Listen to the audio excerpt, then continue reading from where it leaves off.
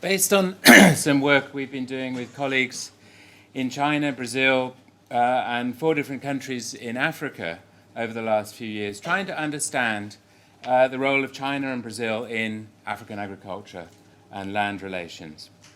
Now, I can't go into all of the details. There are some leaflets on that little table over there, which give some of the insights into, links to some of the insights which are published in various papers, of which there are quite a few.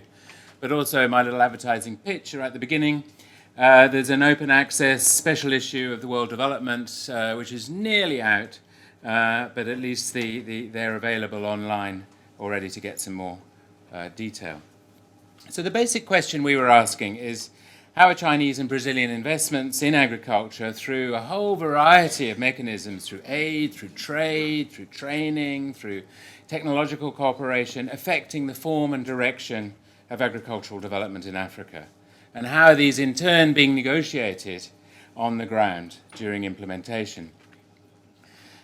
So we started our work with our colleagues in Africa in, as I said, 4 countries, in Ethiopia, in Ghana, in Mozambique, and Zimbabwe, and we thought we would try and map out, well, what was happening? Where are the Brazilians and the Chinese engaging in these countries? This proved completely impossible. There were all sorts of things going on, but completely undocumented. So we said, okay, well, let's go through it for a different route and take a series of case studies of different examples of these type of engagements. And in the end, we took about 16 different case studies, and I'll mention some illustrations of them in a minute. And it was very interesting. The research that evolved over the 3 years that we've been doing it challenged a number of the precepts that often we carry about the role of so-called rising powers in Africa. Often constructed in this new hegemonic way, but actually these engagements are actually much more tentative in practice on the ground. The idea that there is a massive land grab from Brazil and China, it isn't evident on the ground. The idea that China is investing in Africa to feed itself isn't happening. So what is happening? Because there are certain things that are happening, and this is where we had to get into the deeper grass, if you like. Key to our argument is trying to understand this process through a more political economy, a historical and political economy lens, linking to Harriet's framing, to try and understand how Brazil and China at this current moment are seeing themselves in relation to these engagements elsewhere in the world. And one has to understand that historically in relation to the development of capitalist relations within agriculture, but indeed outside. Because actually what we see on the ground are a variety of different investments that aren't just land and agriculture. Our project was called Land and Agriculture. But in order to understand these processes on the ground, one has to understand finance. One has to understand mining. One has to understand sometimes military investments and defense-related investments. And one has to understand agriculture and value chains and the wider retail sector. So our focus on agriculture and land, despite that what we wrote in our project proposal, wasn't necessarily the only route. We had quite a good discussion, elements of that, in a discussion on corridors, because one has to understand these growth corridors, which one sees across the seaboard of Eastern Africa, very much part and parcel of this complex of capitalist interventions across an array of sectors. So struggles around land have to be linked to struggles around finance, around military, around mining and so on, and infrastructure. But also what we did, taking a more ethnographic approach, is try and understand how these encounters played out on the ground.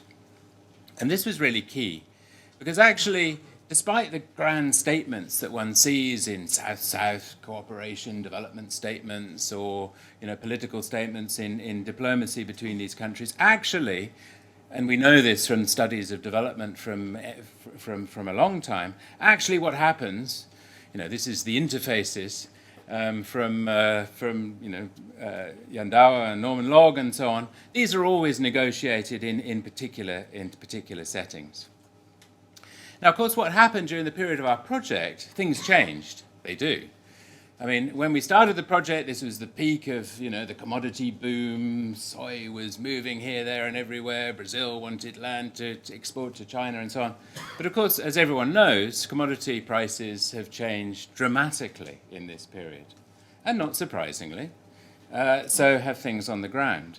So this is a partial explanation to why all of these grand plans, when one looks on the ground, are not necessarily happening in the way that were expected. There have been significant changes and restructuring of economies and politics in both Brazil and China in this period, and changing policies domestically and internationally. This is a fast-moving process. But despite these variations, and we looked at this across a number of cases, as I said, what we've been studying, I think, is the beginning of a longer-term process of this restructuring of capital relations and political relations globally. It's a long game. We've been studying the very beginning of this process, and there is, in this, one can see a changing geography of expertise, of technological relations, of investment in agriculture, with some quite profound implications. And in all this, we see that aid, business, and diplomacy all mixed up. State-business relations are absolutely crucial, and they're being played out, as I said, between these variety of different investments. So I've been given 1 minute. But what do we conclude? First, that none of the standard narratives around Chinese and Brazilian development cooperation stand up to any critical scrutiny. Either the rising powers being the new sub-imperialists or the new saviors of South-South mutual cooperation. Neither of these stereotypes fits. It's a much more complex picture. Second, with qualifications, of course, these new actors in African development are actually welcomed quite widely. It increases the agency, the opportunities for negotiating by African actors. The old conditionalities of the IFIs and Western donors are not so much the only show in town. There's more choice and opportunity, but negotiating that choice and opportunity is really key. And there are also other exchanges, particularly with Brazil, with civil society, which enriches this process.